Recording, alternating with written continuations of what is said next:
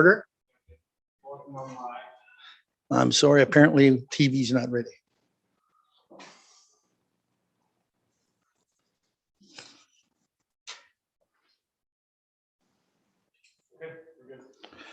All right, call the meeting to order. Welcome to our North Middlesex October 6th meeting. The first item is disclosure of pecuniary interest, and we'll ask the clerk to read on this.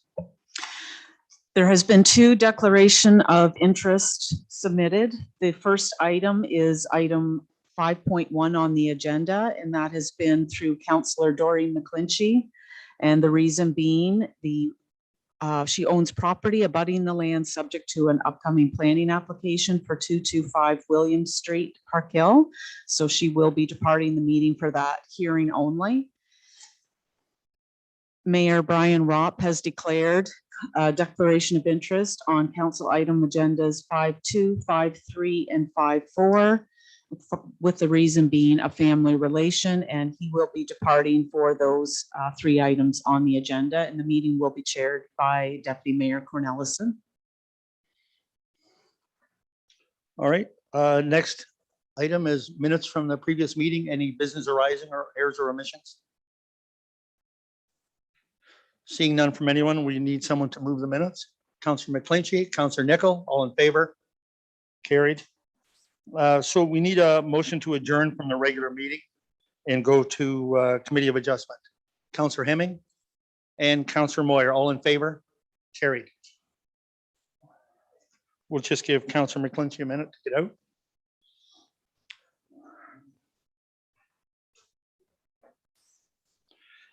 Our first item is 6 o'clock, and we would ask if the yous would like to come forward. And it's Anthony, is that right, Anthony? And Gathami, is that close? Anyways, if you want to come up and take a seat here as the applicants. This is a notice of public meeting to consider application for consent and zoning amendment located at 225 William Street East in Park Hill. And we'll start with, if you would like to read an introduction first. And then. The purpose of the following public hearing for Committee of Adjustment is to give the general public an opportunity to hear all interested parties with respect to the applications being heard this evening. The public is advised that comments expressed in written material presented are a matter of public record available for full disclosure. If a person or public body files an appeal of a decision made this evening to the Ontario Land Tribunal without having made a written submission to the committee, the tribunal may dismiss the appeal. Any decisions that are approved or denied this evening will include a mandatory 20-day appeal period from the date of notice of decision in which an appeal can be filed. If you wish to be notified of a decision in writing, please submit the request to the clerk's office. For members of the public, if there is any statements that the members of public want to make, we'll just ask you to stand and please state your name for the record. And that will be how we'll, instead of going to the podium this evening.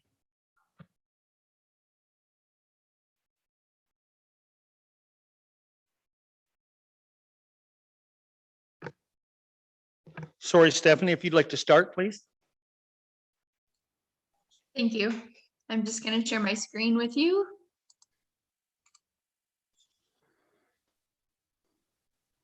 All right, so the purpose of this report is to provide council with a recommendation regarding a proposal to create 1 new residential infill lot along William Street East from a property known municipally as 225 William Street East in the urban settlement area of Park Hill. The severed lands are currently occupied by a small frame shed that are capable of being and the lands are capable of being serviced by municipal services, which extend along William Street, subject to engineering. And the retained lands contain a single detached dwelling and an accessory building in the form of a detached garage and are serviced by municipal services. The provincial policy statement, the county official plan, and the municipality's official plan generally permit lot creation within settlement area boundaries, subject to servicing and compatibility. Staff are of the opinion that the subject lands can be considered as being located in the residential designation of the North Middlesex official plan, which allows up to 4 lots to be created by way of consent, so long as the subject lands has frontage on a public road that is maintained on a year-round basis and is in an area serviced by municipal water and sanitary services. The subject lands front onto William Street East, which is a year-round maintained public road, and water and sewer connections extend along the frontage of the property. Additional criteria for development of lots by consent includes that the lots must be considered infill development as opposed to outward expansion of settlement areas. And this proposal is considered to be infilling as the subject lands are located within the urban settlement area boundary. Staff note that the proposed lots will meet the minimum lot area of 460 square meters and lot frontage of 15-meter criteria within the residential density 1 or R1 zone. And based on the severance sketch submitted, which is on the screen in front of you, all other applicable yard and setback requirements of section 10.2 of the zoning bylaw are capable of being satisfied. It is noted that the existing accessory building, which is a frame shed, I'm not sure if you can see my cursor, but over here, should consent be granted, would no longer constitute as an accessory building, and so far as the main permitted use, residential, has not yet been established. So it is recommended that the shed be removed to maintain compliance with the zoning bylaw. The notice of the application was circulated in accordance to the requirements of the Planning Act, and staff received the following comments. Asaba Bayfield Conservation Authority stated the property does not fall within the ABCA's regulation limit, and as such, we do not have a concern with the requested severance or zoning bylaw amendment. Hydro One has no comments or concerns. North Middlesex Public Works Department provided the following.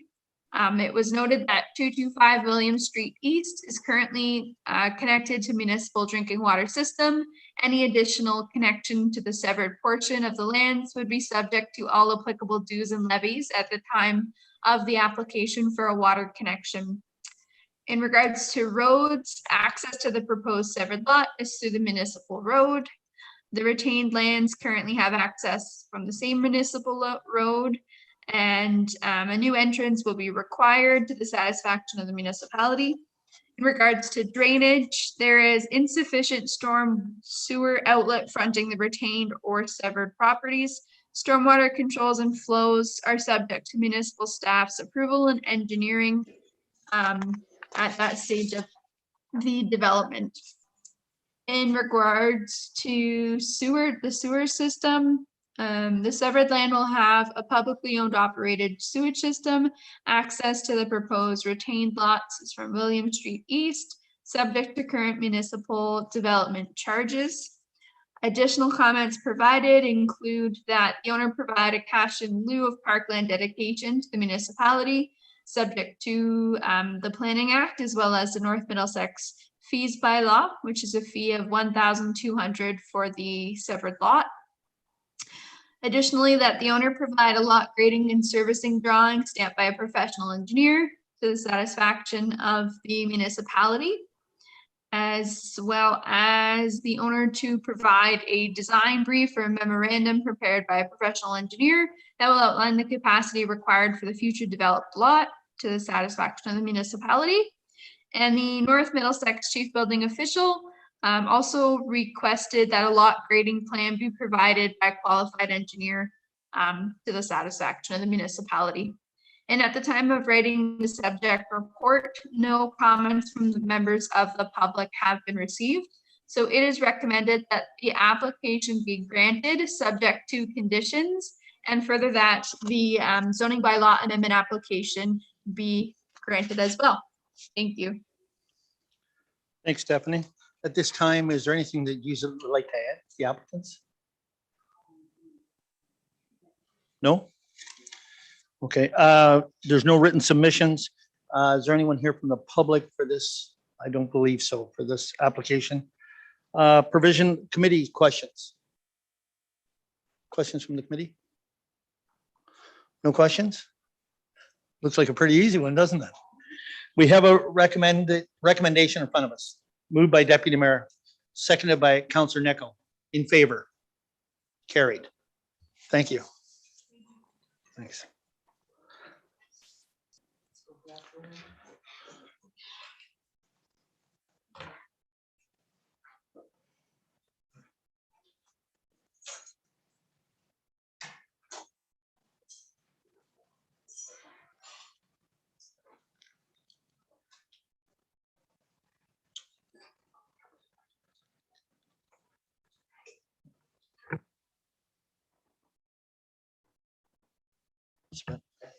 Okay.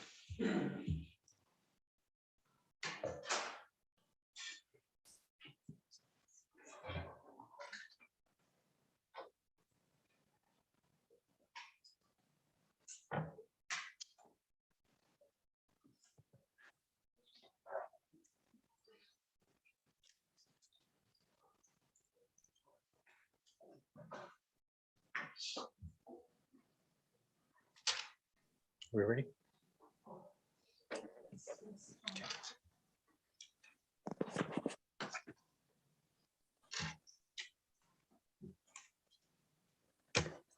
Run this one here. Right? This one? 6:10. Yep. So you're Okay. just going to read up here and then refer to Stephanie. Okay. So if the applicant wants to come forward, please. Debbie and Terry, isn't it? Yep. Donald, George, and Deborah Lynn, if you want to come to the table.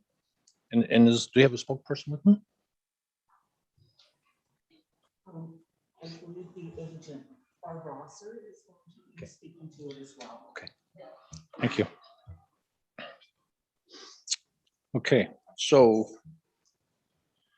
we have a planning meeting for notice of public meeting to consider application for consent and zoning amendment located at 10355 Petty Street, owned by Donald George Clark and Deborah Lynn Highmarsh, and the agent Schlegel Poultry Incorporated. Okay, so if we can have Stephanie, can you provide your report, please? I can, thank you. I'm just going to share my screen.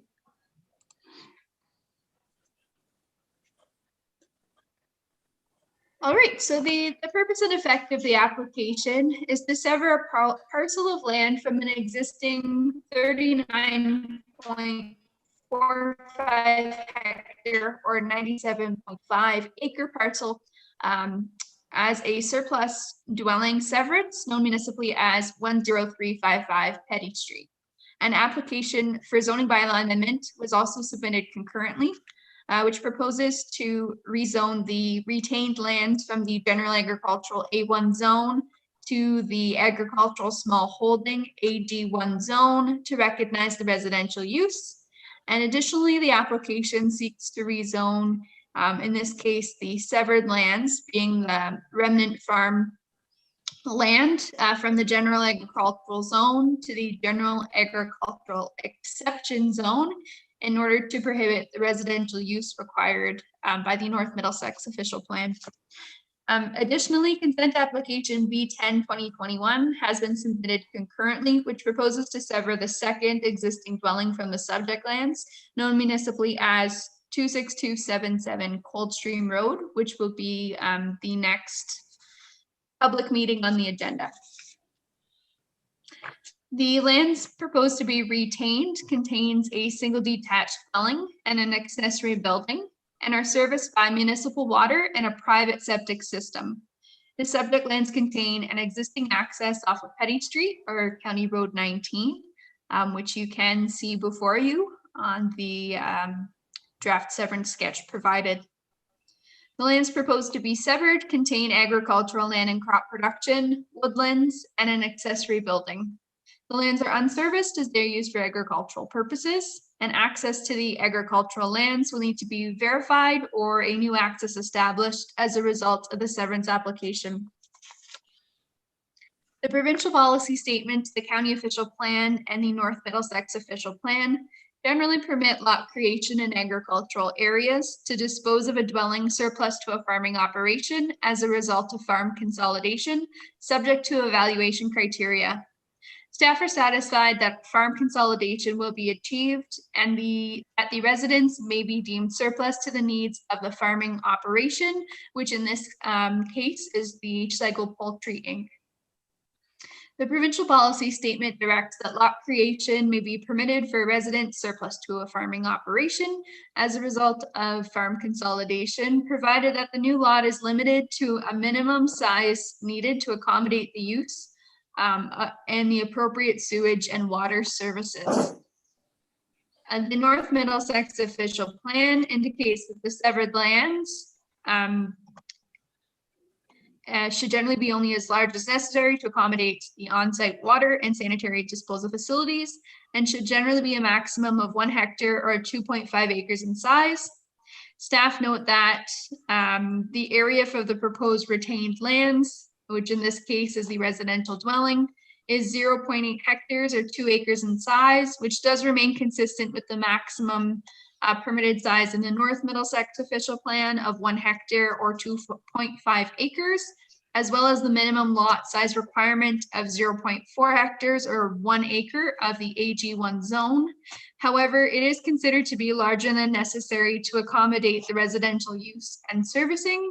And as such, staff recommend that the western lot line be relocated 3 meters from the septic tile bed, which is the minimum distance required in the Ontario Building Code, and that the eastern lot line be relocated 3 meters from the accessory building, which is the which would be consistent with the minimum interior side yard setback of the North Middlesex zoning bylaw. And again, that's to maintain consistency with the policy direction in the provincial policy statement and the county official. In order to facilitate the severance and to fulfill what is considered to be a standard condition of a surplus farm dwelling severance, the applicants have submitted concurrently a zoning bylaw amendment. Staff have evaluated the proposed zoning of both the severed and retained lands and are satisfied that they meet all zoning criteria, but do suggest that as part of the severed lands, which is the farmland in this case, as part of the site-specific zoning, that it is recognized that the agricultural parcel will be slightly undersized at 38.3 hectares, where the minimum permitted is 39 hectares. So staff recommend that just be recognized as a part of that application.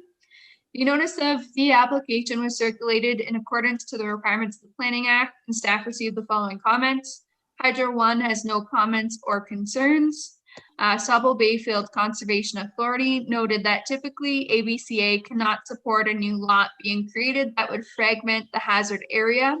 But in this instance, it is a small field run-off tributary that contributes to the regulation limit. It is expected that there is adequate amount of room outside the regulation limit on the proposed lot should there be need to redevelop.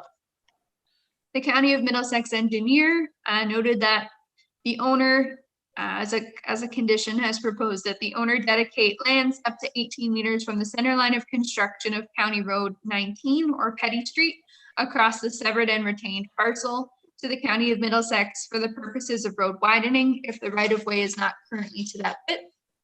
The North Middlesex Public Works Department noted in terms of water that the existing dwelling is connected to municipal drinking water system, and any additional connections would be subject to all applicable dues and levies at the time of water connection.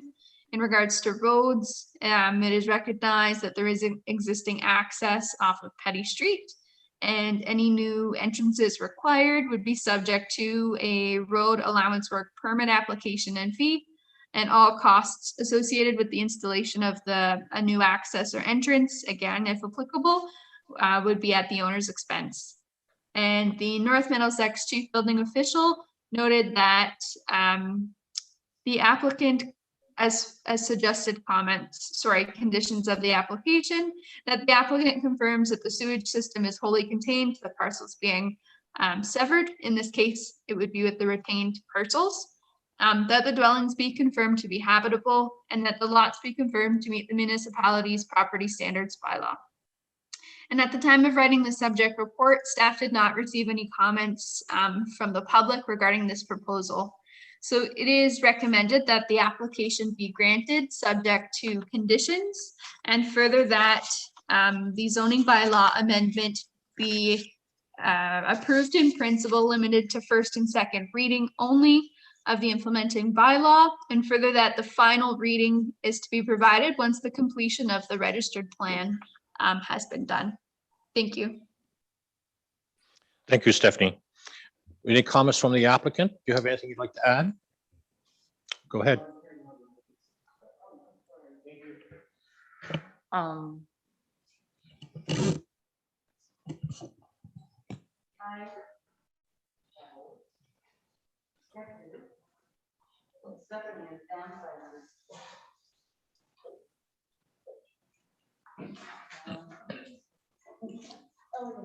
Thank you.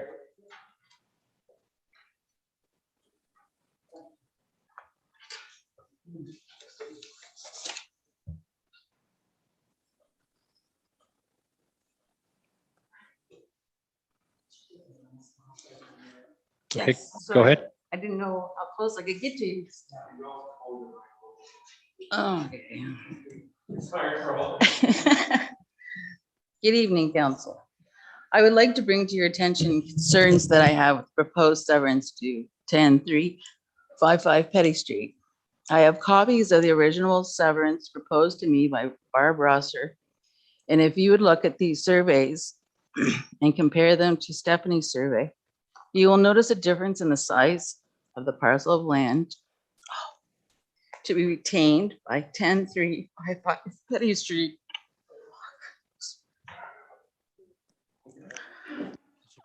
Take your time.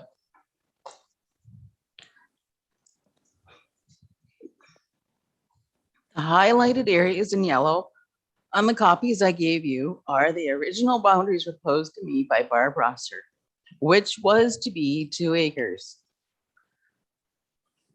The pink highlights are Stephanie's proposal. I have also included our road allowance figures at the top from the center line on Petty Street. Ryan Hillinger from the Middlesex County office was kind enough to supply me them. The road allowance varies. East of the property, it's 18 meters, which is 59.06 feet.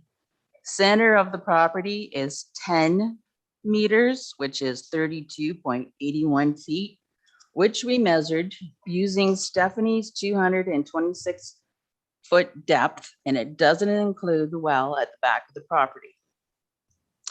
West of the property is 11.5 meters, which is 37.73 feet. We lose all of that frontage to start with. I have also concerns about the rim to the west of the house to put in a new septic tank and tile bed. I am not sure this leaves enough room and distance for the septic system on this parcel of land. My other concern with Stephanie's proposal is flooding onto my property after a heavy rain and snow melt in the spring due to the ravine being compromised on the west side if it is not properly maintained. It takes the field runoff and surrounding area. It can be quite a lot at times. We currently maintain and make sure the ravine is clear of debris.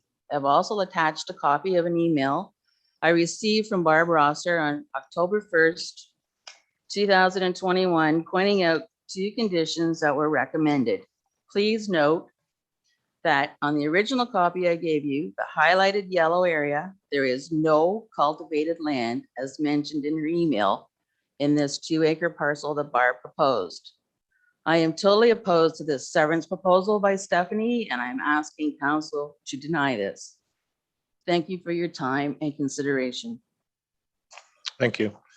Any comments from the members of the public? I understand, Barb, that you want to make a comment. Go ahead. Yeah. Yes, please. Can you hear me? Yes. Okay.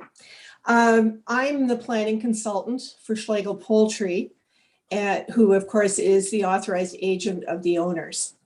And as you know, the owners are present, and James Schlegel is also present, I believe. So with regard to this particular application, you've heard Debbie's comment that the proposed lot contains no cultivated area. And that was a key consideration of the owners in advancing this particular severance proposal. In order to address the matter, I reviewed some of your provisional consents over the last couple of years. And I note that in 2019, you granted surplus farm dwelling severances that were 1.18 hectares in size, 1 hectare, 0.8, and 0.9. And in addition, in 2019, there were lot additions that were 2.65 hectares was the resulting lot area, and up to 1 hectare. Then in 2020, you granted a surplus farm dwelling severance that was 0.95 and another that was 0.8. So clearly, the committee's deliberations have been driven in large part by the consideration of whether cultivated area is included in a proposed lot. So Debbie mentioned it, and I'm mentioning it as well, because that was a detailed exercise by AGM to come up with a lot proposal that did not include any cultivated area. It's also worthy of mention that the county road widening, which is required, it was understood from the start, will constitute 771.64 square meters. So the current lot proposal will be reduced by that road widening, and the resulting lot area will be just over 7,500 square meters, or 0.75 of a hectare. So the proposal for this severance is certainly well within the provisional consents you have granted over the last couple of years, and certainly with some of the lot additions that you have granted. With regard to the westerly recommendation to reduce the lot, I would just like to point out, and Debbie mentioned this, that area is an area that they maintain and it accepts water, drainage water currently. That land is within the hazard lands layer of the official plan and within the hazard lands of the zoning bylaw. So I think it is an area that would have virtually no utility to the cultivation of the farmland portion. And it would be preferable to have it left virtually intact within the new severed lot. As far as the east side reduction, it's really very minimal. And I don't think it's, given the fact that we're going to end up with a lot size that is about 0.75 of a hectare, I don't think that area really has much significance at all. As far as the other conditions, the water connection is already fully within the proposed lot, so that won't be problematic.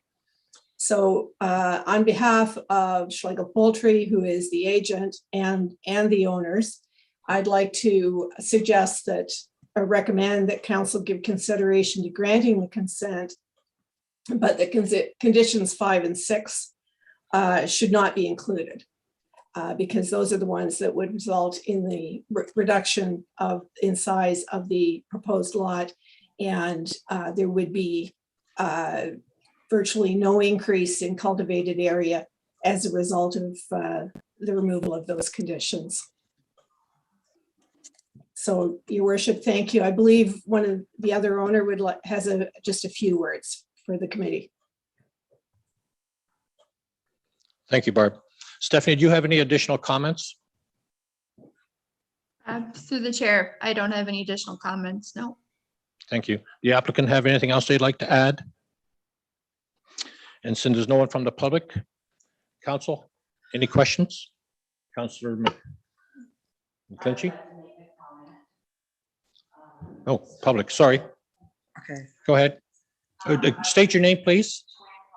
Thank you. And I would like to say thank you for giving me the opportunity to speak. George and I support Debbie's position and we think the proposed severance is reasonable. Also, please consider Barb's Roster's comments, and we ask you, the council, to support the severance as submitted. This severance is, as well as ours, very important to our family in rectifying our current situation, and this is an opportunity for both families to transition in the future. Thank you. Thank you. Anyone else like to make a comment? Okay, back to you, Councillor McClinch. Just so I'm clear on this, so what Debbie handed out here, the one in yellow Was the original is the original. that Barb proposed. Yeah, okay, and then the one in pink, Is what Stephanie's proposing. She's downsizing it to that Ooh. pink area. and then there's the well, which is part of the parcel, right? Well, it was in Barb's. Yeah, well, you know what I proposal. mean, like it is, I don't know. And- We and- measured from the center line with the 10 yeah, okay. 10 meter and Okay. it wasn't coming out with her 266 or 200, no, it was 200 and, yeah.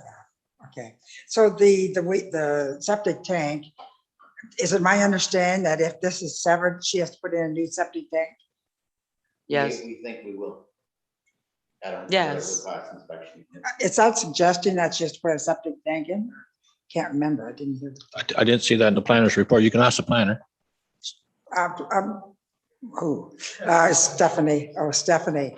Does she, if it gets approved, do they have to replace the old septic tank and put a new one in? Through the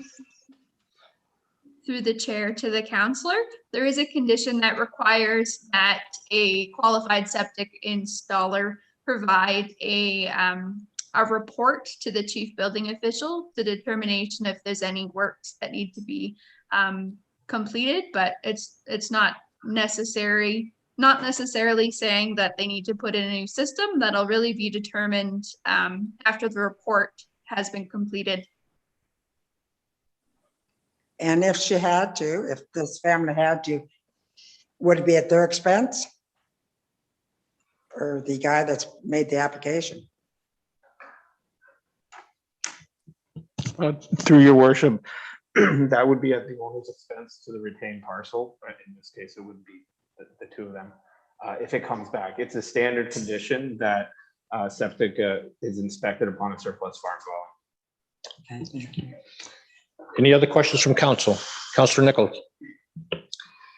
I'm looking at this and it's a double severance. Never seen a double severance before. Is this commonplace normally? It's just something we've never, or I've never seen before. Is this a question for the planner? Yes, please. Stephanie? You're muted. Thank you. Through the chair to the counselor. It is common, or I say it used to be common, for a farming operation to have more than one dwelling for family members. So although we don't see it too much, it is possible to sever both dwellings so long as they still meet the criteria of a surplus farm dwelling severance, and that both dwellings need to be proven that they're surplus to a farming operation, in which case the criteria for that has been met. Thank you, Stephanie. Any other questions from council?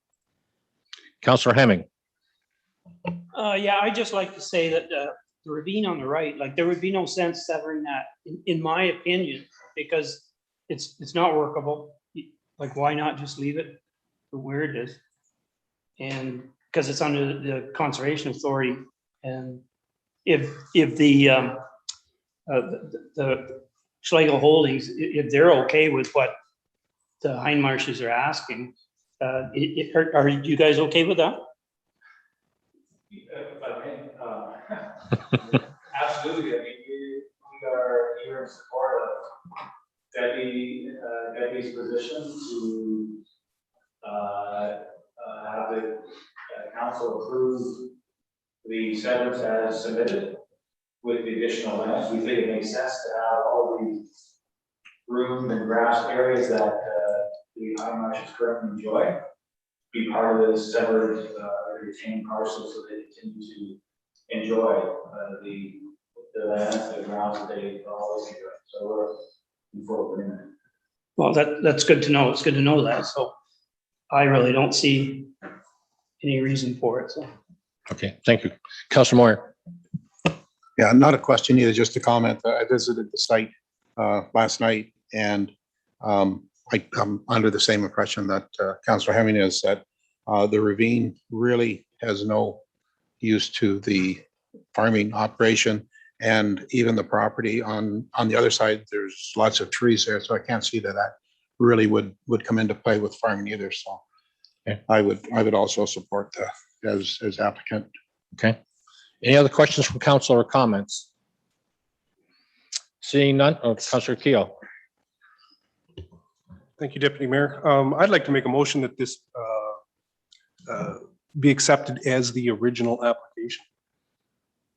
So your motion is to The severance at the original application that To- Pine Marshes have And- submitted. Jackie? So just for clarification, I believe the conditions 5 and 6 would then be removed, but everything else would remain as presented. Correct. So your motion is to approve the recommendation excluding conditions 5 and 6? Okay. Councillor Hemming, are you seconding that? Yeah, I would say. Okay. All those in favor? Opposed? One opposed. Carried. Thank you.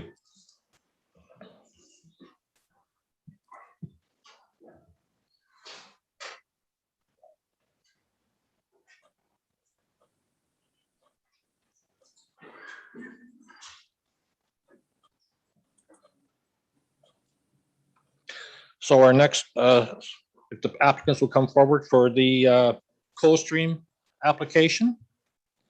Notice of public meeting to consider a consent and zoning bylaw amendment located at 26277 Coldstream Road.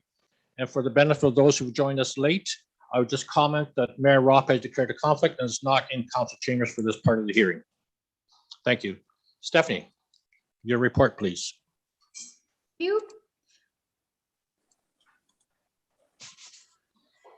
So the purpose and effect of this application is to sever a parcel of land from an existing 39.45 or 97.5 acre farm parcel as a surplus farm dwelling severance known municipally as 26277 Coldstream Road. And the applicants have submitted a concurrent zoning bylaw amendment application, which proposes to rezone the retained lands, which in this case is the dwelling, from the general agricultural zone to the agricultural small holding AG1 zone. And that's to recognize the residential use of the property. And additionally, it seeks to rezone the severed land from the general agricultural to the general agricultural exception zone in order to prohibit residential use required by the North Middlesex official plan. The lands proposed to be retained contain a single detached dwelling, an accessory building, and are serviced by municipal water and private septic system. The subject lands contain an existing access off of Coldstream Road. And the lands to be severed contain agricultural land and crop production, woodlands, and a accessory building. The lands are unserviced as they're used for agricultural purposes, and access to the agricultural lands will need to either be verified or a new access established as part of the severance application. The provincial policy statement, county official plan, and North Middlesex official plan generally permit lot creation in agricultural lands to dispose of a dwelling surplus to a farming operation as a result of farm consolidation, subject to evaluation criteria. Staff are satisfied that the proposed severance is maintaining the criteria of a surplus farm dwelling severance of the official plan.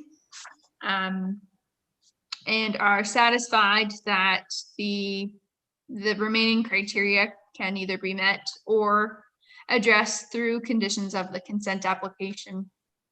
The notice of the application was circulated in accordance to the requirements of the Planning Act, and staff received the following comments.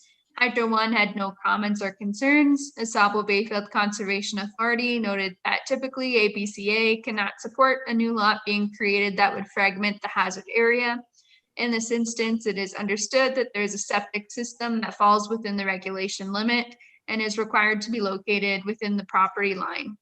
It has been discussed that should there be a need for a new septic system in the future, that it will be located outside of the regulated area.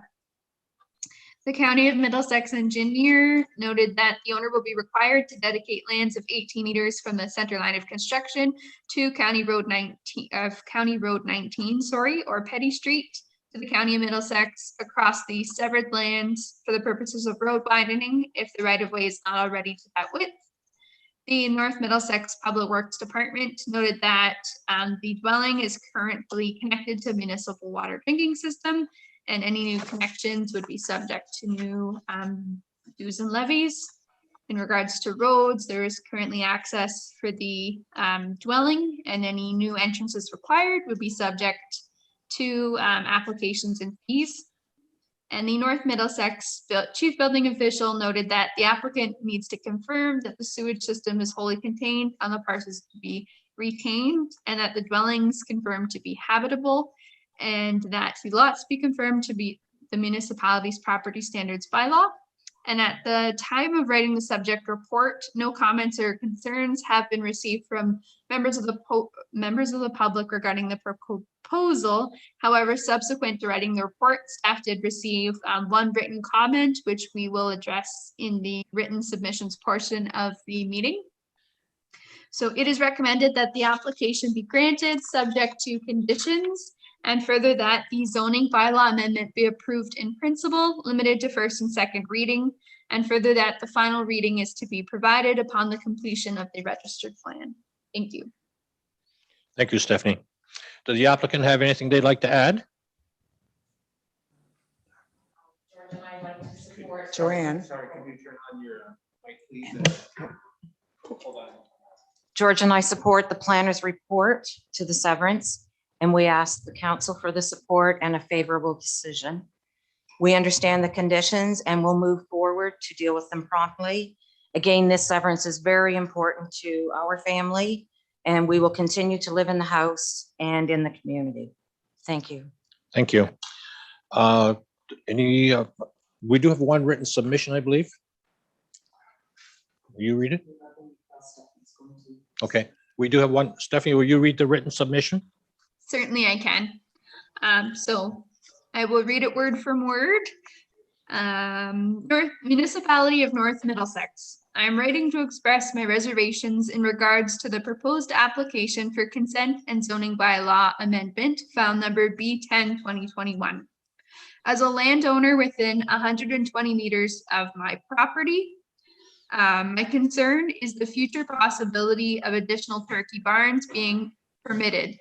The original plans in building the existing turkey barns were discussed respectively with us prior to the construction. I am concerned that with the possibility of increased land, this will allow future barns to be permitted, which was not part of the original discussion. Thank you for considering my concerns and your decision of the land severance. Dawn McKinney of 10309 Petty Street, Elsa Craig. Thank you, Stephanie. I understand that Ms. Rosser has some comments that she'd like to make. Thank you, Chair. Just some brief comments.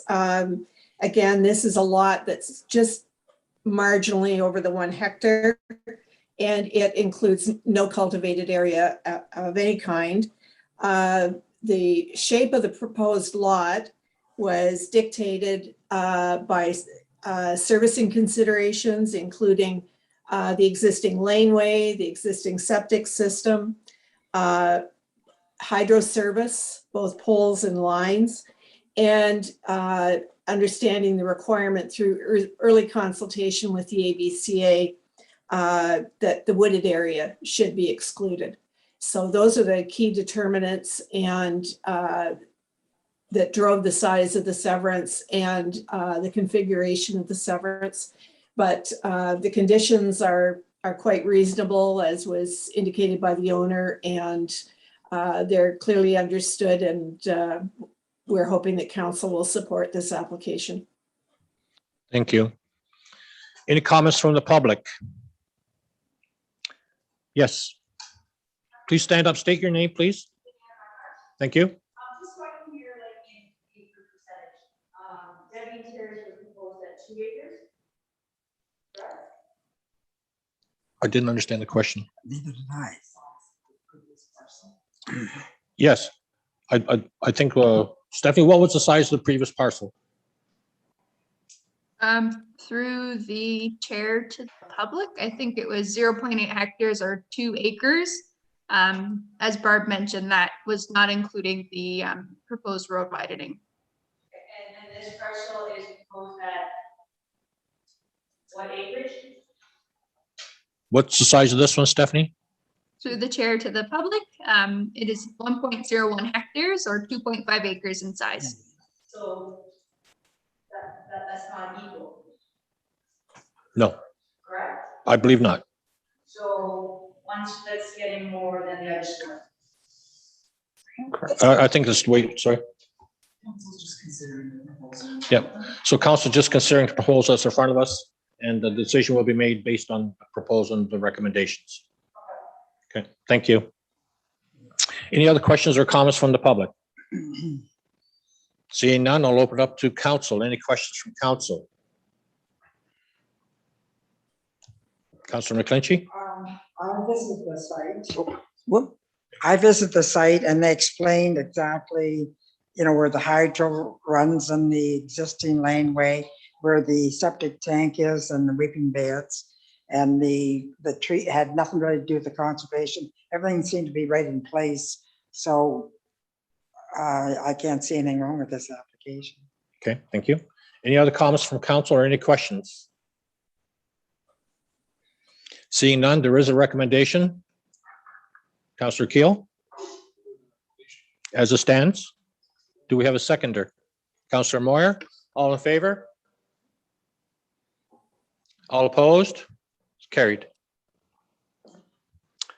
Thank you. You're finished.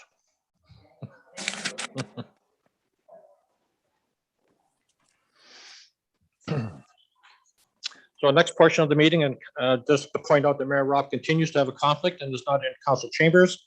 So the next one is a notice of a public meeting to consider a minor variance located at 10171 Petty Street, owners Schlegel Property Incorporated and Schlegel Poultry Incorporated, agent Barb Rosser. If Mr. Schlegel would like to come forward. And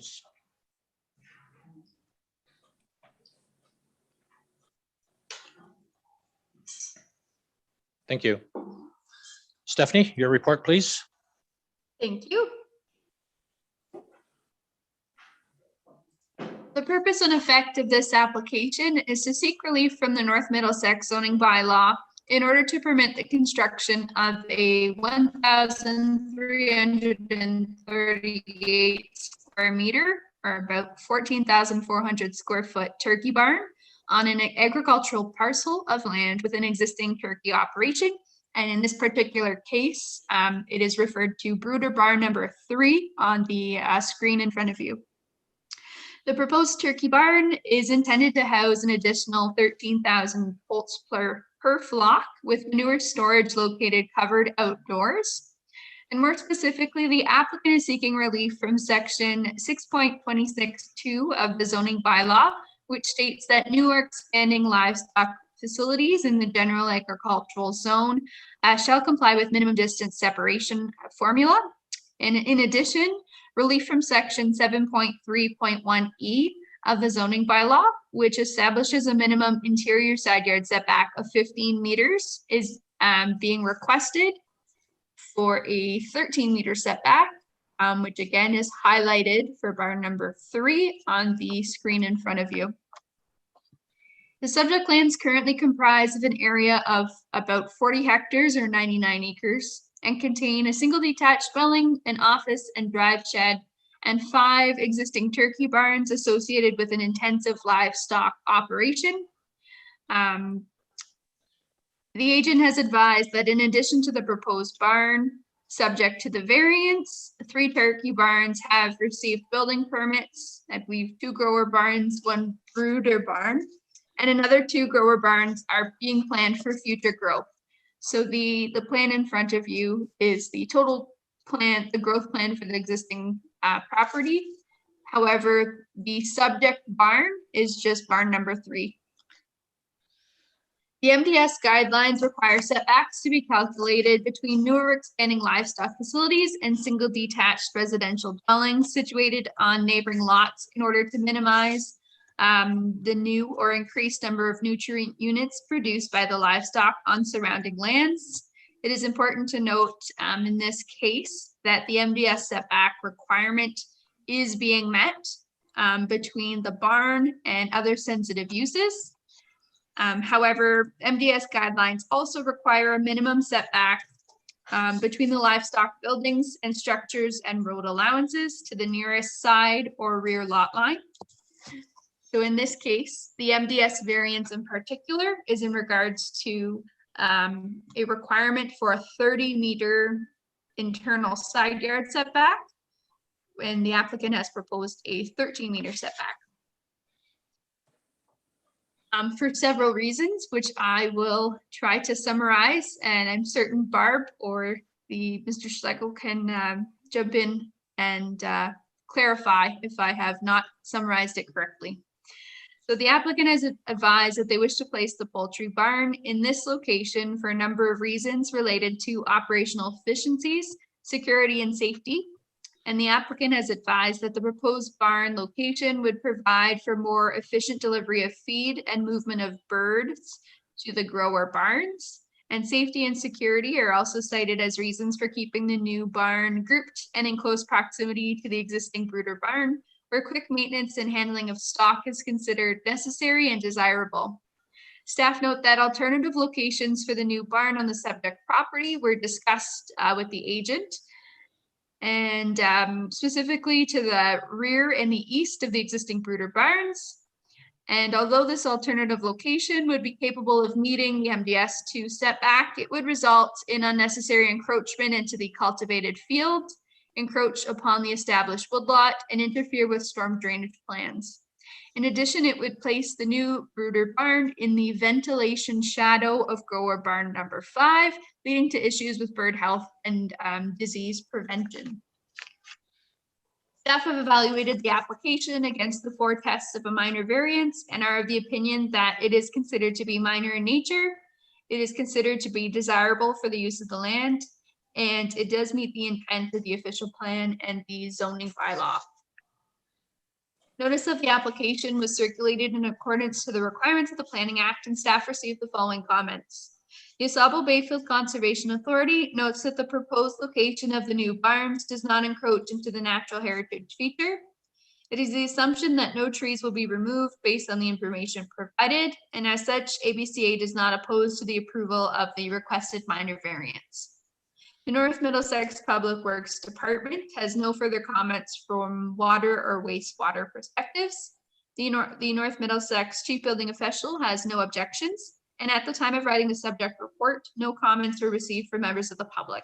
So it is recommended that the application be granted. Thank you. Thank you, Stephanie. Does the applicant have anything to wish to add? Yes, Your Worship. Yes. Can you hear me? Yes, by all means. The only comment I would have, Chair, is that I think Stephanie has done a good job of summarizing the information that we provided her with regard to this operation, which obviously has a lot of complexity. And we agree with her analysis with regard to the 4 tests for minor variance. And as I indicated before, James Schlegel is present from Schlegel Poultry, who can speak to these matters in more detail, but absolutely safety, security, and the desire to avoid construction in proximity to the natural heritage wooded land to the east of the existing barns were key considerations for the owners. Thank you. Do you have anything you wish to add? Not particular. We support the recommendation and happy to answer any questions that council members may have. Great, thank you. There were no written submissions. Any comments from the public? None? Seeing none? Council, any questions or any comments? Councillor Nicol. When I'm looking at the nearest lot line, side or rear, requires that setback is 98 feet. They're requesting 43 feet. That's a difference of 55 feet. It doesn't sound particularly minor to me. I certainly don't know anything about turkey farming, and I certainly understand not wanting to go into other land. But I was just wondering, Stephanie, if you can explain to me how 55 feet difference could be minor. Through the chair to the counselor, the interpretation of what's considered to be minor is not always necessarily based on the extent of which the zoning bylaw is varied by X amount of meters or square meters, whatever the case may be, but rather it may also be based on the impact and effect of the proposed variance. And it is the opinion of staff that the impact of the requested relief can be considered minor, as the proposed MDS lot line deficiency, as well as the zoning side yard setback deficiency, are not anticipated to cause any land use compatibility conflicts as a result of the proposed location of the barn in relation to the side lot line. And it should also be noted, just as a general MDS rule, if there were to be any more sensitive land uses, let's say in the area or abutting on the abutting property or adjacent, they would be subject to MDS 1 themselves, which inherently would protect, again, any land use compatibility issues from my perspective. Anything you wish to add, Councillor Nicol? So you're telling me if there was a residential home in the area, that would not be accepted, but because there's no residential homes, it is considered minor? Through the chair to the counselor, there are certainly existing residential houses in the area.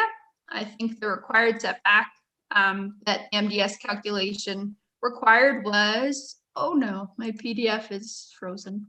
I think it was about 322 meters. Barb perhaps can correct me if I'm wrong with that. And certainly they were able to obtain building permits for the existing turkey barns today and meet that MDS standard. What I was referring to was if a new residence was to be built in the area, just like anywhere else in the agricultural area, there'd be an evaluation for MDS 1, which then protects, again, both the residential use and the agricultural operation in this case. Thank you, Stephanie. If I could just clarify, Chair, the By all means. nearest neighbor's dwelling setback is 322 meters. And all of the barns meet that setback minimum, meet or exceed that setback minimum. And nearest neighbor's dwellings under MDS 2 are always the most sensitive type of land use. In this case, it's just the nearest lot line that is the issue. Thank you. Your worship, if I could add one By all point of means. clarification to this question, it's an important one. When we initially designed the layout of the farm and the site plan, we actually did the MDS calculation and then to ensure there was enough separation between the proposed barns at that time and neighboring residences. We actually moved the barns further back by another 200 or 250 feet, just to add additional buffer to the MDS buffer that's required by regulation. So we in fact have additional buffer beyond what's required as a minimum. We did that very deliberately to make sure there was more than sufficient buffer to the neighboring residences. Great, thank you. Any other questions from members of council? Seeing none, you have a recommendation before you. Counselor Keel, second by Counselor Hemming. All those in favor? Carried. Thank you. This concludes our portion of the meeting, right? Can I have a motion? Counselor McClinchy, Counselor Moyer, all in favor? Carried. Good. We get Mayor Ruff back.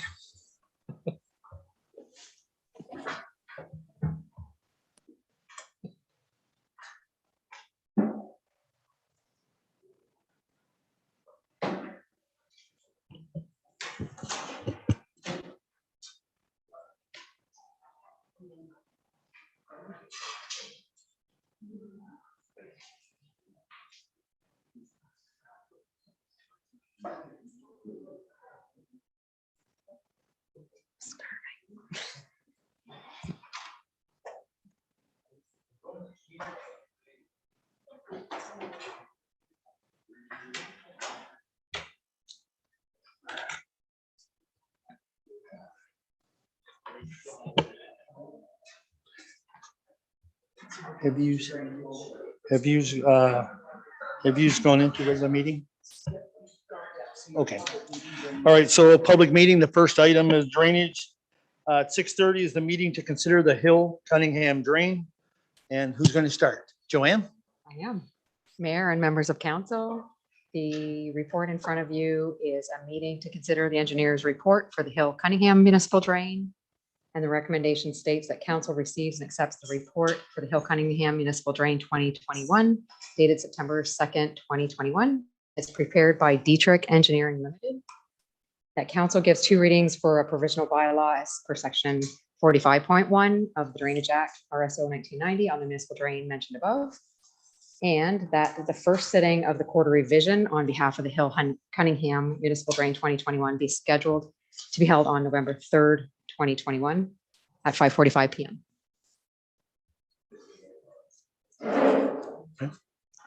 All right, so we're looking for affected landowners. We have no written submission or anything from them. And no one's here, same way, and nobody's in attendance. Question, sorry. Oh, we do have for this one? I'm sorry, that's what I was. That's the next one. No, not for this one. No, Next one. not for this one. I'm sorry. Okay. Questions from council? Any questions from council? No, you have a recommendation in front of you? Who would move? Counselor Moyer moved and Deputy Mayor is the seconder. In favor? Carried. Thank you. All right, we do have, the next one is a meeting to consider the K. Robinson Municipal Drain 2021. And once again, Joanne. And Mr. Mayor and members of council, again, in front of you is a report for a meeting to consider the engineer's report for the K. Robinson Municipal Drain 2021. And that recommendation states that council receive and accept the final report for the K. Robinson Municipal Drain 2021, dated September 2nd, 2021, and it was prepared by Dietrich Engineering Limited. And that council gives 2 readings of a provisional bylaw as per section 45.1 of the Drainage Act, RSO 1990, on the municipal drain mentioned above. And that the first sitting of the quarter revision on behalf of the K. Robinson Municipal Drain 2021 be scheduled to be held on November 3rd, 2021 at 5:50 p.m. Thank you, Joanne. Right now, we have questions from affected landowners. If we have some questions. Just waiting for Jonathan. David, he's on, and for the morning. Kevin and Brenda Morgan are on as well. Here, both of you, if you have any questions. Any questions that any of you have? I'm not hearing any. No questions for me. Okay. No questions? All right. So there's no one in attendance. Questions from council on this? No questions on council? So consideration of the recommendation. Moved by Councillor Keough, seconded by Councillor McClinchy. In favor? Carried. Carried. Thank you. Thanks, Joanne. Department, we have no delegations, so department reports. And the first, and I believe we have Stephanie here for this as well. The report from the planner, removal of the holding provision for ZBA 19-2021 for 92 Queen Street subdivision. And the owner is 2551146 Ontario Inc. and the agent is SBM Consulting. Do we have anybody here from representing? No? Okay. Okay. So who's starting on this? Stephanie's going to start? All right, Stephanie. Thank you. So as council will recall, plan of subdivision 3019 NM 1802, known as the Vandermolen subdivision or 92 Queen Street, and associated zoning bylaw amendment application ZBA 5 2018 was endorsed / granted by North Middlesex Council on September the 18th, 2019, in order to provide for the creation of 8 single-family residential dwellings and a future medium-density block in Elsa Craig. As part of the rezoning application, a holding provision was placed on the subject property in its entirety in order to prevent development to occur prior to the completion of a subdivision agreement, including the registration of the agreement on title. Additionally, a second holding provision was placed on the future medium density block, which required a public site plan process to be completed. The applicant has now completed the subdivision agreement, including the registration of the agreement on title, and has requested that the holding provision be lifted in order to be in a position to proceed with the plan of subdivision, including obtaining building permits for the 8 single detached dwellings. It is noted that the holding provision on the medium density block will remain in place until such a time that a public site plan meeting and site plan agreement have been completed. And staff note that staff have not received a formal site plan application for the medium density block at this time. So it is recommended that the holding provision be removed. Thank you. Thanks, Stephanie. Is there any questions from council on this? I think everybody's seen the work that's being done there, the 8 laneways that are formed now. All right, we have a recommendation in front of us. Councillor Nickel, Deputy Mayor Cornelison. All in favor? Carried. Thank you. Thanks, Stephanie. Good night. We have another report from the drainage superintendent to appoint engineer for the Cameron Thurwell drain. Okay. Go ahead. Mayor and council, the report in front of you is to appoint an engineer to the Cameron Thurwell drain. The report states that council received this report and appoint RDOB and Engineering Incorporated as the engineer to the Cameron Thurwell Municipal Drain project. Okay, thank you. Any questions on this? No questions? We have a recommendation. Councillor Keough and Councillor Moyer in favor. Carry. It isn't that late yet, you know. Okay, next is for the engineer, the Stokes drain. And once again, Joanne. Mayor and council, in front of you is a report for appointing the engineer to the Stokes drain. The recommendation states that council receives this report and appoint RDOB and Engineering Incorporated as the engineer to the Stokes drain municipal project.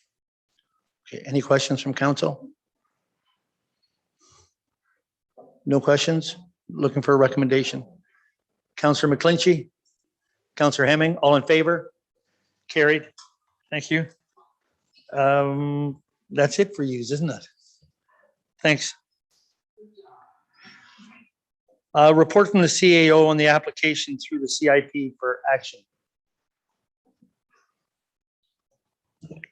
Thank you. Through your worship, members of council, the recommendation before you is that council award Action Financial Group Limited located at 150 Elsie Craig Main Street, Elsie Craig, with $5,000 up upon completion of their proposed beautification as per the municipality's community improvement plan.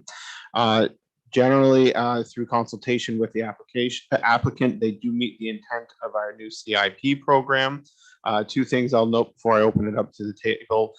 Or 3, sorry, they did provide us with the requirements to submit a complete application, which was 2 quotes. I've offered you a balance of the current CIP funds, which remain for this year. And the picture that they have provided illustrates that they will be mainly going for facade improvements, windows, doors, and a stoop rehabilitation well and above $10,000, but under our existing program, the cap is $5,000. They will have 6 months to complete this project. Are there any questions? Questions? No questions? I think this is the first money we've given out from the CIP. We, through your worship, we had one legacy with another application in Park Hill that transitioned into the CIP funding this year, and that's why the balance is 7,500. So this is the first one, but there are several more that are in the queue where they're just trying, or at least a couple more that are coming to fruition. We just need to go through the balances of making sure that it's a complete application if it's driven by the applicant. Okay, thank you. Any questions, other questions from council? Hearing none, we have a recommendation. Moved by Councillor Nickel, seconded by Councillor Hemming. All in favor? Carried. Thank you, Jonathan. Next, report from the CAO, follow-up report to the Middlesex Federation of Agriculture delegation from September 3rd. Thank you. Through your worship, members of council. Again, the recommendation before you is that council receive and file the report entitled Follow-up September 1st, 2021 of Middlesex Federation Agricultural Delegation in partnership with OFMA. As you recall, they came to council with a presentation on doing a level of service analysis as it relates to urban and rural and taxation. Through the discussion piece, a number of questions were asked of them to expand on. In a discussion with OFMA, these are the replies that were given. One thing to note, we have not been selected for the project, and that is a joint mutual understanding that we do so. The other thing I would like to note is if we are successful in obtaining this study, costs will be recouped by OFMA, and that it seems to be very driven by a delineation of building permit activity, which we are also doing a fees and charges update, and we have most of this information already done to date. So it should be rather simple to provide it if we are selected or shortlisted. Thank you. Questions? Deputy Mayor. Jonathan, in going through the list of what you're talking about and the information for the question you're looking at, I was somewhat surprised that the roads are not part of it, since the presentation from the company did address those, but it's not included in this. I think what we can look at this as more of a proof, a concept idea where they would refine and expand. It's driven by obviously the deliverables that OFMA and the local federation would want to conclude to. Our responsibility would make sure that it's not selective and it's neutral, so that we have a document that we can use on our internal resources as well. But again, that is subject to the discussion in future, hopefully.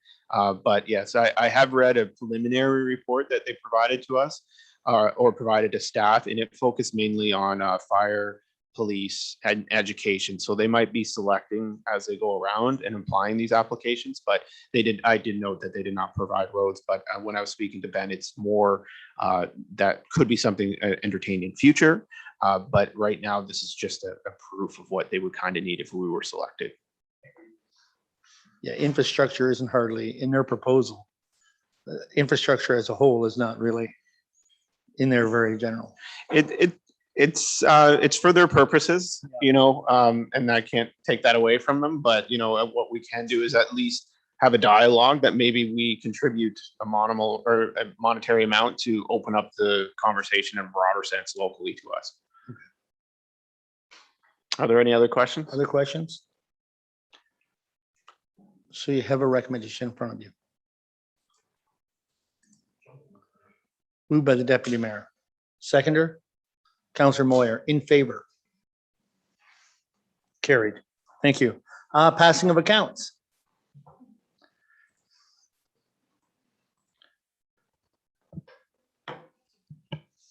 Good evening, your worship and members of council.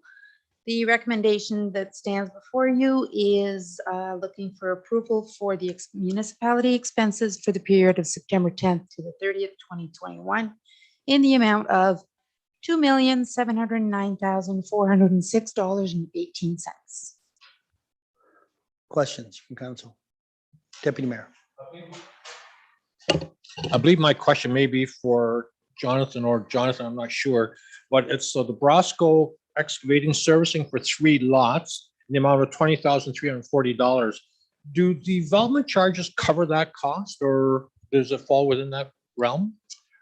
Through the mayor to the deputy mayor. So while they were doing the work at 92 Queen Street, there was 3 unserviced properties. So we made a decision to extend the sanitary service, the new sanitary that they put in while it was all tore up.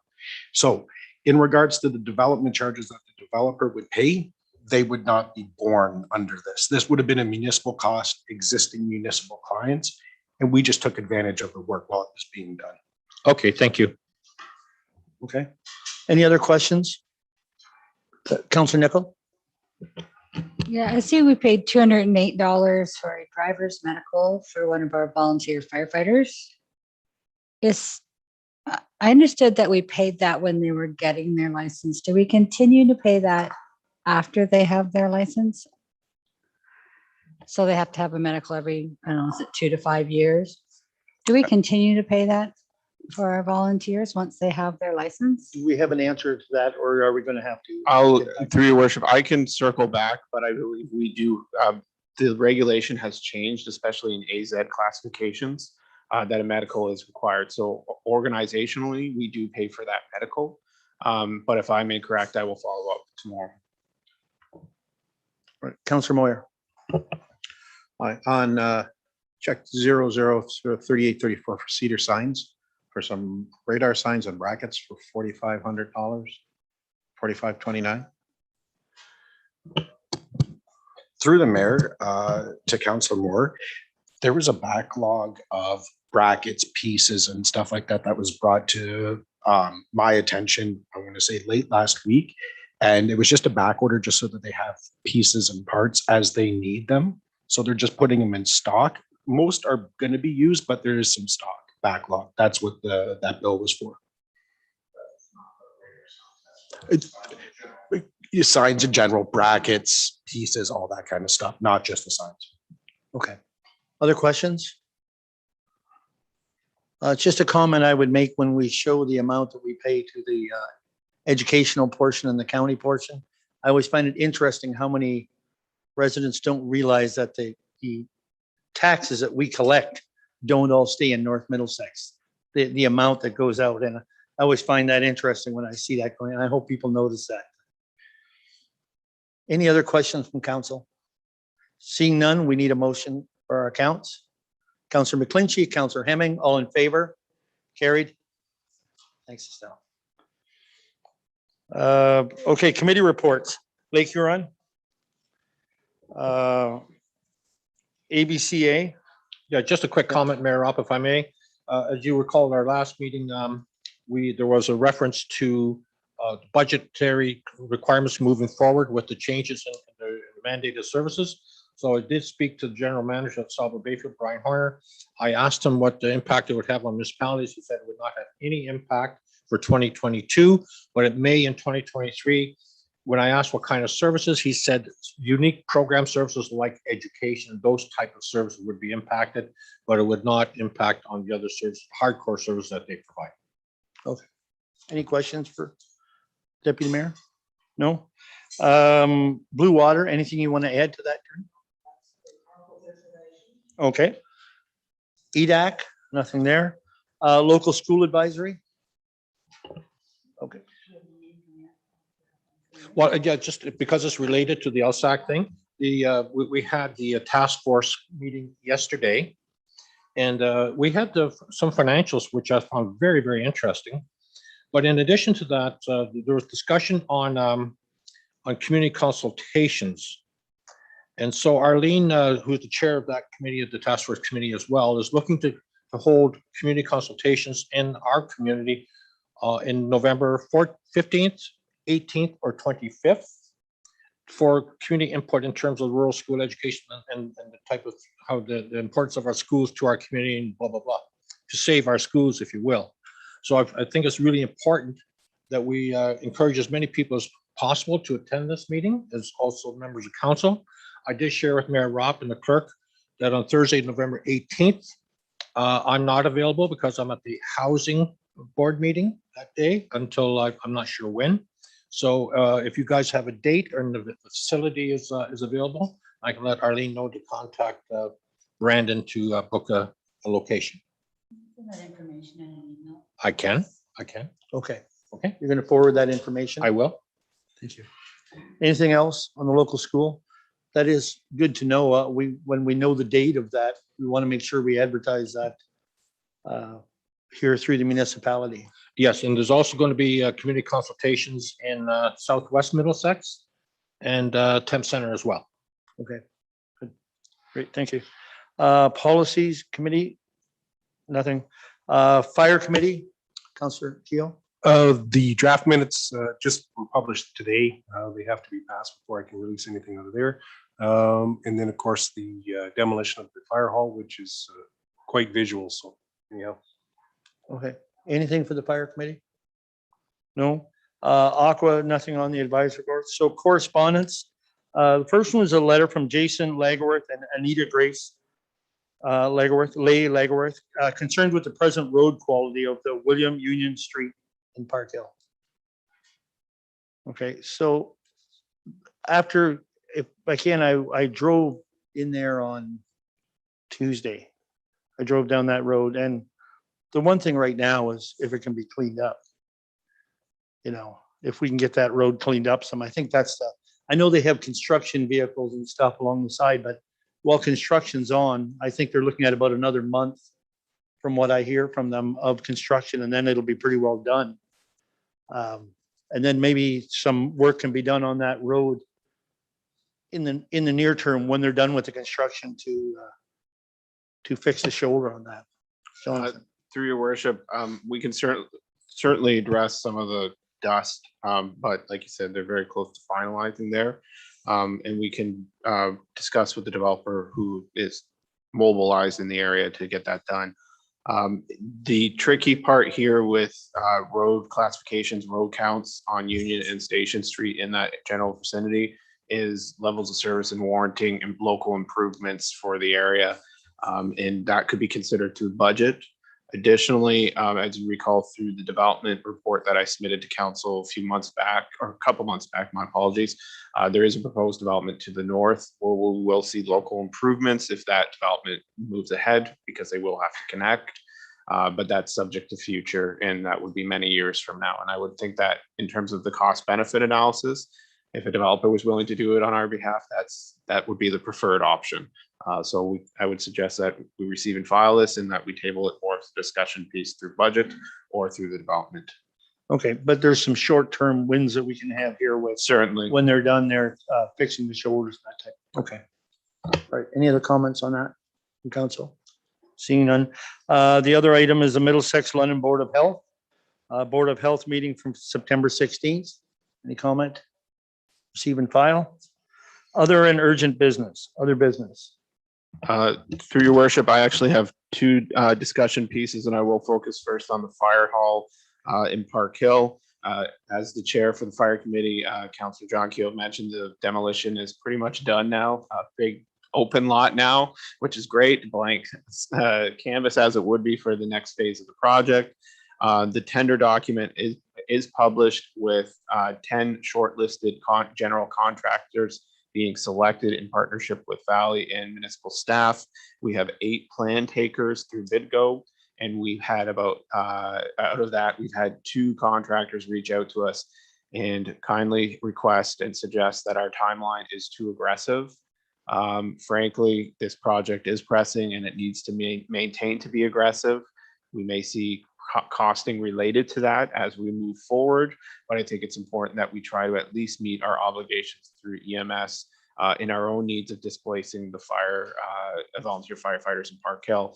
That being said, the general construction of the building of this size is anywhere from 8 to 10 months, and we're keeping it to an 8-month project, or trying to, including winter. We're going to be looking at a completion of August if everything goes to date. So we will have to sort out some temporary housing for EMS in the future, but I just wanted to provide council with an update. I should also mention that we've extended the tender closing date, but you still will see hopefully a recommendation before council on the 20th, so that we can get a contractor in there ASAP so that we can get the foundations done before winter, which will save us a lot of time. Again, just wanted to bring it up as a update. This all happened in the last couple of days. The second thing I would like to bring up relates to the London Middlesex London Health Unit, released an order today under Dr. Mackey's authority that proof of COVID-19 vaccination will now be required for anyone age 12 and up within municipal facilities. The Ontario regulation allowed it for anyone 18 and below who is actively playing on the surface to be exempt. So this is now going to change to 12 and up. I would like to note, though, that the OHMA has taken a position that 12 and up was going to be their mandate anyways. So this will cover most, it's generally just falling in line with what private institutions or sports leagues are doing. Barring that, I can open up for any questions on either topic. Questions? Deputy Mayor. Thank you, Mayor Rob. Just in line with your comments on the health unit, Jonathan, has there been any feedback on how the proof of vaccination is going at the arena and our municipal facilities, like for admission? To date, and I've been in contact with our facilities manager, we've only had to turn away 2 men's sports league individuals. They followed up with our manager the day after, and we simply advised them or educated them that this order is coming from the province and that there is fines associated with it for them personally and organizationally as well, and that we don't want to bear either of those in those situations. Additionally, it's been brought to my attention that there might be some people sneaking in. So we are going to address that as well. People letting other people in through other doors. So we're going to try to ratify that as well. But generally, everybody has been rather understanding and compliant. I know some of our municipal neighbors have had other issues. So knock on wood, we keep the good faith going. Councillor Moyer. So they will be enforced. Anybody 12 and over will have to be double vaxxed? To play on the ice surface. It's just and I might be wrong here. I believe it might even be extended for people within watching, so on the stands or on the sidelines. But I haven't seen the actual order from Mackey. It was just released today. It was just a press release that we got, so it was a little snippet.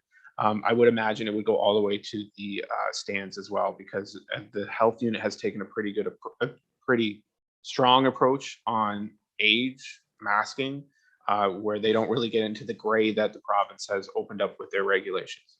Well, I think that's really going to affect minor hockey. I don't think there's a lot of 12 and over 12 to 18 that have been vaccinated yet.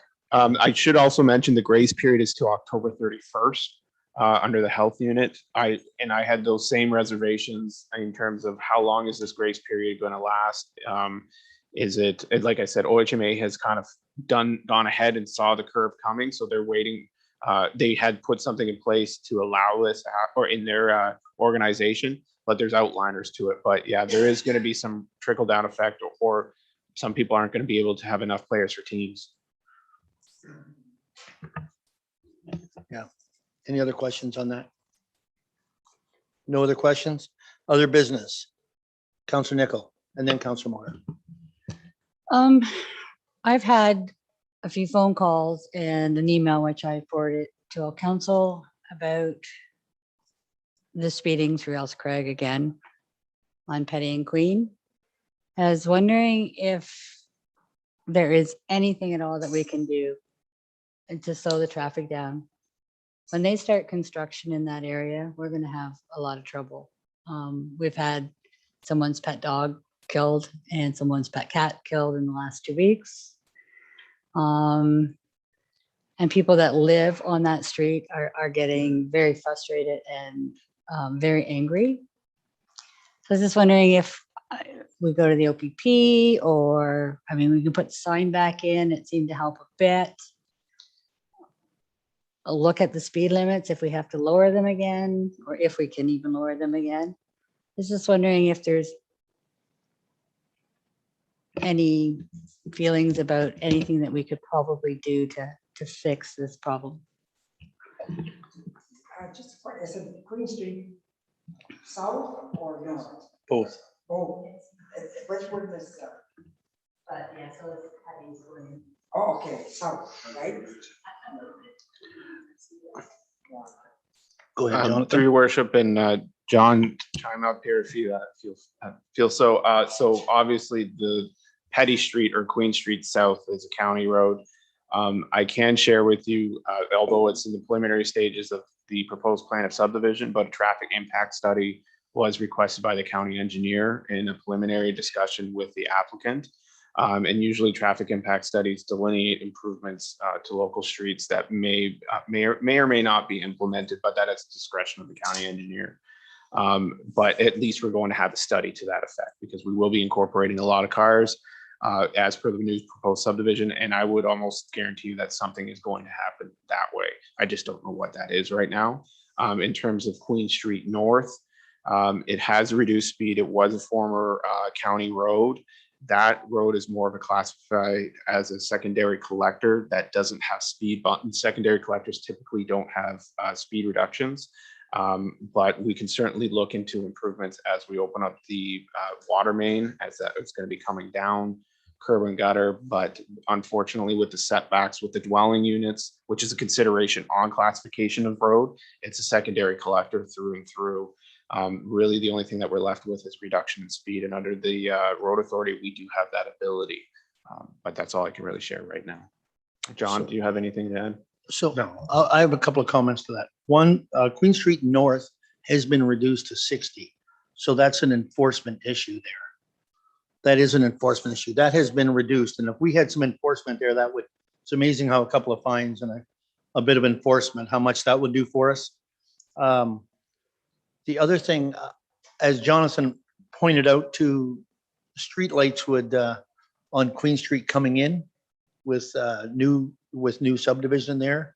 Hopefully that would be considered as a traffic calming issue. That should slow traffic down a lot, immensely, actually.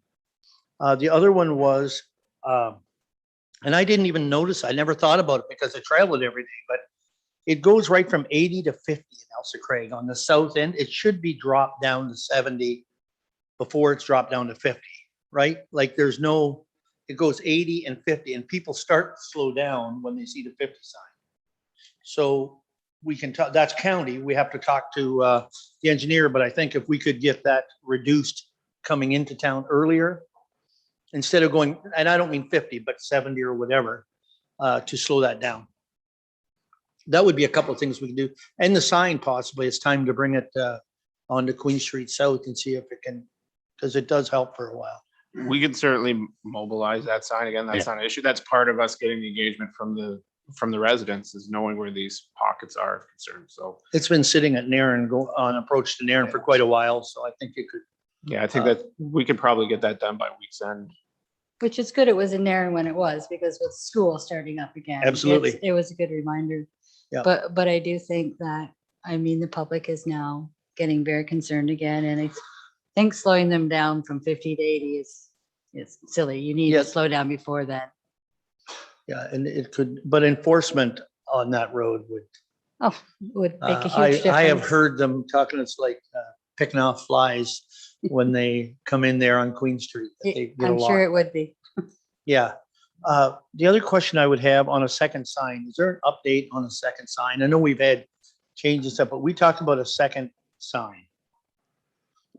Like to the mayor, we could contemplate it during the budget process, but we don't have a second. So we actually ordered a second sign a couple months back, so we'll have to follow up with that. Can we get an update on that, where that's at? It might have got lost in the shuffle. Yeah. You know, but if we can get I'll an follow update up. on that, because that would help, because I know we're not getting it to Park Hill. And I know we hear the same thing from Park Hill residents as well. It would be nice to have one sort of at each end of the community.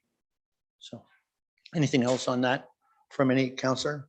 Sorry to step in so much, but I've been thinking about that one as well. Joan, Counselor Moyer, you had another item.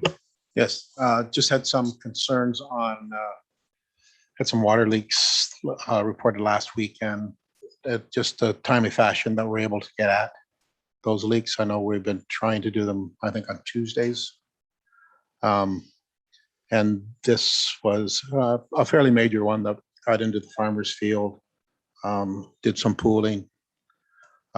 So I just wondering if there's, I think when they're that large of a leak, that we should be able to maybe get at them a little quicker, a little bit more urgency at them, especially with the, it's a very touchy subject right now through the municipality with the water. If they see it running freely like that for a week and run into the fields, doesn't leave a good feeling for them. So just wondering if I know on the Tuesdays and Dr. Jonathan, I know he has the Badger comes out and it's nicer to dig there, but we do have some of our own equipment. I wonder if we can use some of our own manpower in some of those cases. I know not all of them, and not all of them are maybe as urgent when they're a smaller leak. Just want some discussion on that. Jonathan, do you want to? Through the mayor to Council Moore, we discussed this on Friday, obviously, just to give timeline for all council to consider. So we received a call from the residents, which the leak was in front of, late Tuesday afternoon last week. Went to the site, diagnosed it by about 3 o'clock, and called locates that day and had our hydrovac scheduled for Wednesday this week because of the shutdown in West Williams. So naturally delayed by a day. That leak, as well as 2 others, were corrected today. So the approach that we've been taking is we schedule the hydrovac once a week, which has actually been pushed back in September to once every 2 weeks. We line up 3 or 4 leaks and we go at it. Cost efficiency kind of thing. So that is the process that we've been taking. To step it up, it's time, money, resources, but if that's the level of service that council wants to see, we could look at it. So this is a budget item it boils down to, right? I mean, a level of service and costs.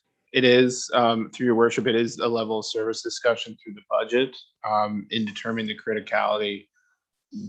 It's not lost on any council or residents that, you know, we have the equivalent system of the city of Sarnia. If we're looking at increasing our level of services, we're really talking about staffing complement. This is the end of the year for our operators, our transition, not the end of the year to winter operations. A lot of the guys try to take their vacation before winter operations, so they're available. So we did not have a lot of staff on in terms of our own operators being able to do general maintenance and duties. So we were kind of caught with a catch-22. So, but again, if we can discuss this through the budget process. In addition to that, we did lose a longtime operator on September 22nd, off to greener pastures, which didn't help this situation, but just thought I'd like to make note of it as well. He started a company or bought into a company. Congratulations to him. But that didn't help the situation, which was a week before, and that's happenstance, but that was it. To put that leak in relation, just to understand kind of the magnitude of it, although it appeared to be a large leak, we encounter those leaks on a weekly basis. And that leak, give or take, it's not a finite number, was about $300 to the municipality for the duration of the week.